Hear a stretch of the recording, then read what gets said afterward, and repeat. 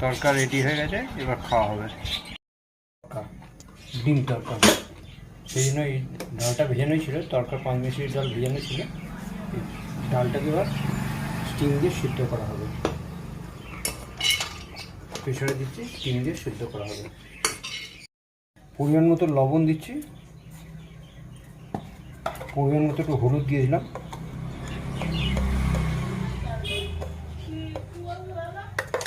সঙ্গে 2টো তেজপাতা আর একটা শুকনো লঙ্কা দিয়ে দিচ্ছি ফাটিয়ে, যাতে সিদ্ধ হলে একটু ঝাল ঝাল হয়। তরকা হবে ডিম তরকা, তার মধ্যে এই যে আদা, টমেটো, কাঁচা লঙ্কা, পেঁয়াজ, রসুন এবং ধনেপাতা, এগুলো মিক্সিং করে টোটালটা তেল ঘি দিয়ে গরম করে করা হবে। একটু পরিমাণ মতো লবণ দিয়ে দিলাম।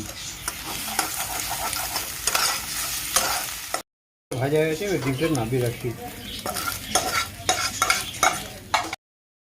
এবার একটা একটা করে দিয়েছি, আদাটা দিয়ে দিয়েছি ফার্স্ট, লঙ্কাগুলো, পেঁয়াজ সবই দিয়ে দেবো। পেঁয়াজটা আটশোলা বানানো হয়ে গেছে, পেঁয়াজ আদা রসুনটা, এবার ডালগুলো দিয়ে দিচ্ছি।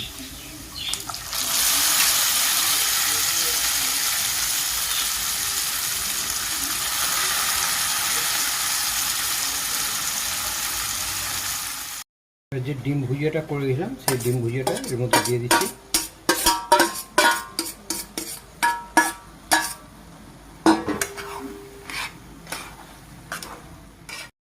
এবার টমেটো কুচিগুলো দিয়ে দিচ্ছি, আর ধনে পাতাগুলো দিয়ে দেবো। দিয়ে বাজারে থেকে, দোকান থেকে তড়কা মশলা কিনতে পাওয়া যায়, তড়কা মশলা কিনে নিয়ে তড়কা মশলাটা দিয়ে দিচ্ছি এর মধ্যে। নামানোর আগে একটু ঘি দিয়ে দিচ্ছি, যেহেতু তেল দিয়ে করেছিলাম, ঘি দিয়ে দিলে গন্ধটাও ভালো লাগবে, খেতেও ভালো লাগবে।